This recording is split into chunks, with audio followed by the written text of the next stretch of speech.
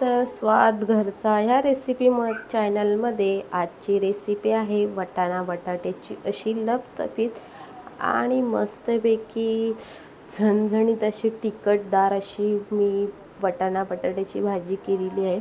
ती कशी केली आहे ही नक्की रेसिपी बघा, तुम्हाला देखील आवडेल। अगदी साधी सोपी रेसिपी, तर नक्की बघा आणि लाईक करा, शेअर करा आणि कमेंट्स करायला मात्र विसरू नका। तर सर्वात प्रथम मी 2 ते 3 कांदे लांब चिरून घेतलेले, 1 वाटी खोबरा चिरून घेतलेला, तुम्ही खोबरा किसून देखील घेऊ शकता, 2 ते 3 मिरच्या, अद्रकचा तुकडा आणि कोथिंबीर, असं हे सगळं मिश्रण आपल्याला एका फ्राय पॅनमध्ये आपल्याला भाजून घ्यायचं आहे लाल तांबूस कलर येईपर्यंत। तर मी सगळे हे मसाले व्यवस्थित भाजून घेतलेले आणि लसणीच्या पाकळ्या देखील आपल्याला ह्या तेलामध्येच फ्राय करून घ्यायचे आहेत। तर हा मसाला असा 2-2 मिनिटांनी आपल्याला व्यवस्थित म्हणजे भाजून घ्यायचा आहे, जेणेकरून एका साईडने पूर्ण करपला नाही पाहिजे। तर तुम्ही बघू शकता की कलर देखील चेंज झालेला आहे आणि आपला वाटणचा जो मसाला आहे तो मस्तपैकी कलर चेंज होऊन लाल तांबूस कलरमध्ये भाजून झालेला आहे।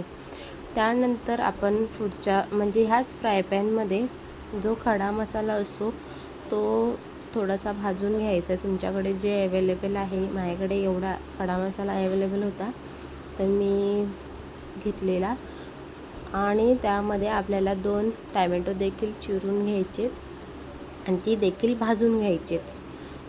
तर अशा प्रकारे मी व्यवस्थित याला भाजून घेतलेलं।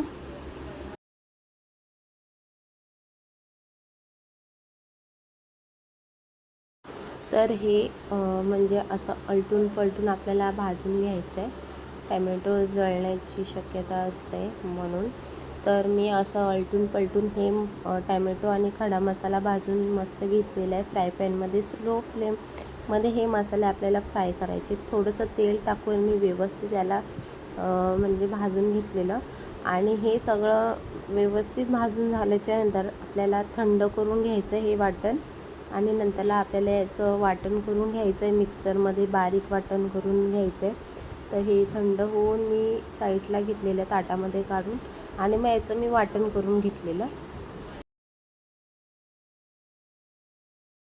तर त्या भाजी करण्यासाठी मी त्याच फ्राय पॅनमध्ये तेल टाकून घेतलेलं, तेल गरम झालेलं। तेल गरम झाल्याच्या नंतर आपल्याला 2 ते 3 तेजपत्त्याची पानं टाकायची। गरम मसाला तर आपण वाटून घेतलेलाच, तर तेजपत्त्याची 2 ते 3 पानं टाकून घ्या, आणि मी एक बारीक चिरलेला कांदा होता, आपल्याला फोडणी द्यायची, तर एक बारीक चिरलेला कांदा मी तेलामध्ये फ्राय करून घेतलेला। हा कांदा देखील लाल तांबूस कलर होईपर्यंत आपल्याला भाजायचा आहे। त्यानंतर आपण जे वाटण केलेलं आहे ते वाटण आपल्याला ह्या तेलामध्ये आणि कांद्यामध्ये मस्त व्यवस्थित भाजून घ्यायचं आहे छानपैकी। वाटणाचा कलर हा चांगला चेंज झाला पाहिजे आणि वाटण देखील चांगलं भाजून निघालेलं पाहिजे, नाहीतर त्याची वाटणाची चव ही आपल्या म्हणजे एकदम खरपूस चव लागते। त्यामुळे तेलामध्ये चांगलं वाटण व्यवस्थित फ्राय करून घ्या। असं अधूनमधून चमच्याने आपल्याला अलटून पलटून हे वाटण छानपैकी आपल्याला भाजून घ्यायचं आहे। तुम्ही बघू शकता की आता हे वाटण टाकलेलं ती कलर कसा होता आणि थोड्या वेळाने याचा कलर कसा वेगळा चेंज झालेला आहे। तर मस्त सुगंध येत होता। हा असा मसाला असा वाटण तुम्ही एकदा ट्राय करून बघा भाजीसाठी। खूप भाजी छान आणि चविष्ट लागते। मुलं देखील म्हणजे म्हणजे कोणती मुलं भाजी वगैरे खात नसतील तर अशी भाजी व्यवस्थित मस्तपैकी खातील, पोट भरून जेवतील। त्यानंतर मी मसाला वाटण आपलं तेलामध्ये चांगलं फ्राय झाल्याच्या नंतर लाल तिखट मसाला, चवीनुसार मीठ, हळद आणि थोडंसं चिकन मसाला मी यात ॲड करून घेतलेला आहे। गरम मसाला टाकायची आवश्यकता नाही, कारण आपण तो खडा मसाला अगोदरच वाटणामध्ये टाकलेला। तर ही सर्व मसाले मी तेलामध्ये चांगले फ्राय करून घेतले। तुम्ही बघू शकता की तेलाला तरी देखील आलेली। वाटणाच्या मसाल्याला. तर त्यानंतर जे आपण बारीक चिरलेले बटाटे आणि वाटाणे आहेत ते आपल्याला ह्यामध्ये म्हणजे मसाल्यामध्ये ॲड करून घ्यायचे आणि ती देखील चांगली आपल्याला ह्या मसाल्यामध्ये व्यवस्थित मिक्स करून घ्यायचे, जेणेकरून म्हणजे वाटणाची चव ही बटाटा आणि वाटाण्याला लागली पाहिजे.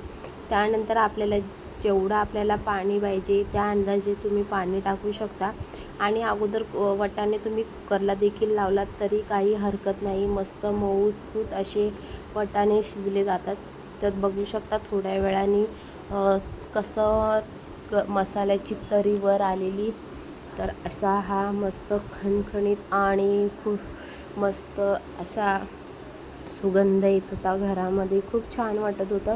तर मला भाजी एवढीच व्यवस्थित सुकवून घ्यायची होती, लपतपीत भाजी करायची होती. तर जर तुम्हाला पूर्णपणे भाजी सुकवून म्हणजे भाजी करायची असेल तर पूर्ण पाणी त्याचं आटून घ्या. नंतरला मी भाजी झाल्याच्यानंतर एका वाटीमध्ये मी सर्व करून घेतलेली. तर अशी ही लपतपीत माझी भाजी झालेली आणि वरून कोथिंबीर टाकायला मात्र विसरू नका. मला ही रेसिपी कशी वाटली ही कमेंट्समध्ये मला नक्की सांगा. लाईक आणि सबस्क्राईब केल्याशिवाय जाऊ नका.